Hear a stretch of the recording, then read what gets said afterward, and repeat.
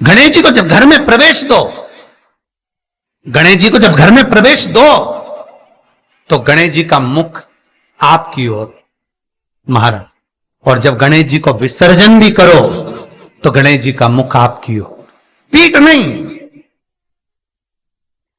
पीठ नहीं। कई कई लोगों के घरों में गणेश जी की बहुत सारी फोटो हो जाती है, बहुत ध्यान दीजिएगा महाराज। कई कई लोग गिफ्ट में गणेश जी दे देते हैं। शास्त्र कहता है जिसने अपने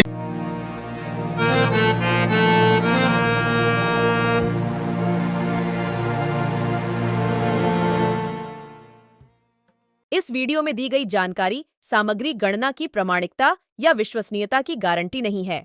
सूचना के विभिन्न माध्यमों ज्योतिष, पंचांग, प्रवचनों, धार्मिक मान्यताओं, धार्मिक ग्रंथों आदि से संकलित करके यह सूचना आप तक प्रेषित की गई है। हमारा उद्देश्य सिर्फ सूचना पहुंचाना है। पाठक या उपयोगकर्ता इसे सूचना समझकर ही ले। इसके अतिरिक्त इसके किसी भी तरह से उपयोग की जिम्मेदारी स्वयं उपयोगकर्ता या पाठक की ही होगी। नमस्कार दोस्तों, स्वागत है आपका हमारे YouTube चैनल सांसारिक जानकारी पर। हम आपको यहाँ पंडित प्रदीप जी मिश्रा द्वारा बताए गए उपाय जो वे अपनी कथा में बताते हैं उनकी जानकारी देते हैं, ताकि आपको एक ही जगह पर ही सारे उपाय मिल जाए। गुरु जी के बताए गए उपाय श्री शिव पुराण से जाने गए होते हैं, इसलिए निसंदेह भगवान शिव पे विश्वास रख कर करे। इस पुराण में शिव जी को वात्सल्य, दया और करुणा की मूर्ति के रूप में महिमामंडित किया गया है। इस पुराण का पाठ करने से भक्तों के अंदर भी ऐसे ही गुणों का संचार होता है। ज्योतिषियों की माने तो कुंडली में गुरु मजबूत होने से विवाहित स्त्रियों को सुख और सौभाग्य की प्राप्ति होती है। वहीं अविवाहित लड़ हिचकियों की शीघ्र शादी हो जाती है। साथ ही करियर और कारोबार में भी मन मुताबिक सफलता मिलती है। अगर आप भी आर्थिक तंगी को दूर करना चाहते हैं तो गुरुवार के दिन ये जरूर उपाय करें। अगर आप आर्थिक तंगी से निजात पाना चाहते हैं तो गुरुवार के दिन स्नान ध्यान के बाद विधि विधान से भगवान विष्णु की पूजा करें। इस समय 7 तुलसी दल हाथ में लेकर नमो भगवते वासुदेवाय नमः मंत्र जाप कर भगवान विष्णु को अर्पित कर दें। काल में आपको पहले भी कथा में कहा था, एक आंवले का वृक्ष, एक गणेश जी की मूर्ति,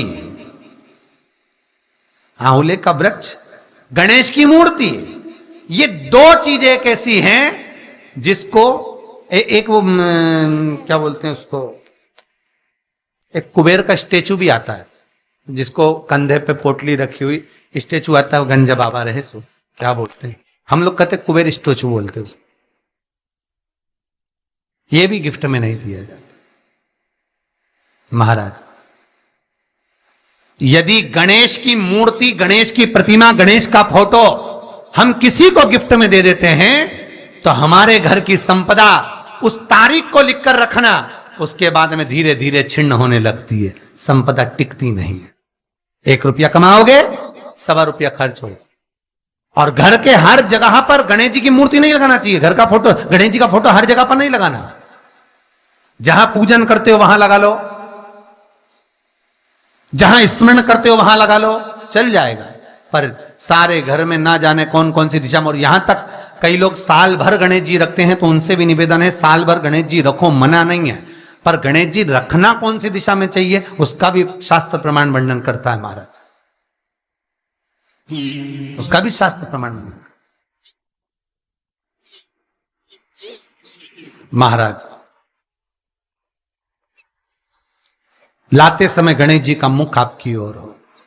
कल से एक नियम लेना, शमी के वृक्ष की पत्ती, जैसे ये बेलपत्र होता है, शिव को और गणेश को बेलपत्र, शमी पत्र समर्पित होता है। आपको कथा में वर्णन किया था, 33 कोटि देवताओं को भले बेलपत्र नहीं चढ़ेगा, पर 33 कोटि देवताओं को शमी पत्र चढ़ता है। और उसमें एक गणेश जी महाराज और एक बाबा भोलेनाथ, इन दोनों को शमी समर्पित होता है, शमी पत्र समर्पित होता है। महाराज, कथा में पहले भी वर्णन किया, आज फिर आपको ये शिवलिंग है, समझ लेना बहुत अच्छे से, जो आपको करना है रिद्धि सिद्धि पाने के लिए, संपदा को बढ़ाने के लिए। ये शिवलिंग है, ठीक है। ये गोल जलाधारी है, ये चरण से जल नीचे गिरता है। शंकर जी का पूरा परिवार शिवलिंग के आसपास में है। शंकर जी की 5 लड़कियां जो ऊपर से जल नीचे गिरा रही हैं, जया, विषहरा, शामरीबारी, दोतली और देव। ये शंकर जी की 5 लड़कियां जिनका नाम लेकर सोने से रात्रि में नींद अच्छी आती है। एक एक बूंद जो ऊपर से गिरा रही हैं, ये शिव की 5 बेटी। जहां से जल नीचे गिरता है, शिवलिंग का जो जल नीचे जाता है, उसके राइट भाग में गणेश जी का स्थान, लेफ्ट भाग में कार्तिकेय का स्थान, बीच में शंकर जी की सबसे छोटी लड़की अशोक सुंदरी का स्थान। शिव महापुराण की कथा कहती है और गणेश चरित्र अपन श्रवण कर रहे हैं। और कल से चतुर्थी लग रही है।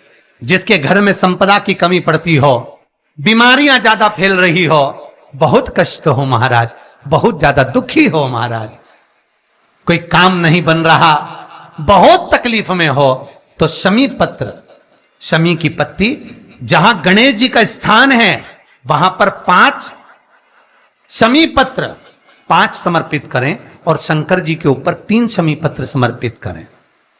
बहुत ध्यान देना, 5 शमी पत्र जहां गणेश जी का स्थान है शिवलिंग में, वहां समर्पित करें। 3 शमी पत्र शिवलिंग के ऊपर समर्पित करें। 1 शमी पत्र शंकर जी की चौखट पर लेफ्ट भाग में, जाते समय आपका उल्टा हाथ, जब मंदिर से निकलो तो उल्टे हाथ पर लेफ्ट भाग में शंकर जी की चौखट पर समर्पित करें 1 शमी पत्र। और महाराज घी का दिया जहां लेफ्ट भाग में आपने शमी पत्र रखा है, मंदिर में ना दिया लगाकर बाहर की ओर जहां शमी पत्र रखा है उसके ठीक साइड में एक घी का दिया लगा दीजिए। केवल गणेश चतुर्थी से लेकर अनंत चतुर्दशी तक गणेश पुराण कहती है भगवान गणेश जी का, मोर ध्वज का, मयूर ध्वज गणेश का नाम लेकर जो ये दीप शमी पत्र चढ़ा देता है, उसके घर से कभी रिद्धि सिद्धि नहीं जाती, वैभव प्रतिष्ठा नहीं जाती। कर कर देखना, अगले साल तक आपका व्यापार कितना चलता है हमको बताना जरूर, करके देखो एक बार। गणेश पुराण का, शिव महापुराण का यह प्रसंग करिए, जीवन में उतारिए। चतुर्थी से लेकर अनंत चतुर्दशी तक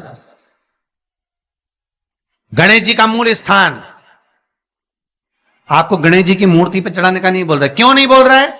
क्योंकि गणेश जी की आप प्रतिष्ठा करोगे तो वो टेम्परेरी है, 10 दिन के लिए कर दिया फिर वापस विसर्जन कर दिया। पर जहां शंकर मंदिर में बैठ गए, शिवलिंग स्थापित हो गया, वहां ना जाने कितने समय से शंकर की आराधना हो रही है, वहां गणेश जी सदा विराजमान है, सदा आराधना। और देखो ये 10 दिन में अगर आपने शमी पत्र बिल्कुल मन से समर्पित करा है ना, तो मेरा विश्वास कहता है शिव महापुराण का, मेरे बाबा विश्वनाथ की कृपा कहती है, मेरा मन कहता है 10 दिन के अंदर आप शमी चढ़ाएंगे ना तो कुछ ना कुछ अच्छी खबर जरूर मिलेगी, ये पक्का है। पर हमें बताना जरूर, व्हाट्सएप पर हो, मैसेज जरूर करना कि क्या फायदा हुआ आपको 10 दिन के अंदर, बोलना जरूर, कर कर देखिए। शिव स्मरण, भगवान गणेश शिव। तीसरा क्रम, गणेश जी की मूर्ति जब लेकर आओ तो गले में जनेऊ के रूप में या कमर पर सर्प जरूर होना चाहिए। गणेश जी की मूर्ति में जनेऊ के रूप में सांप हो या कमर पर बंधा हुआ सांप हो, वो गणेश जी संपदा देने में पीछे हटते ही नहीं।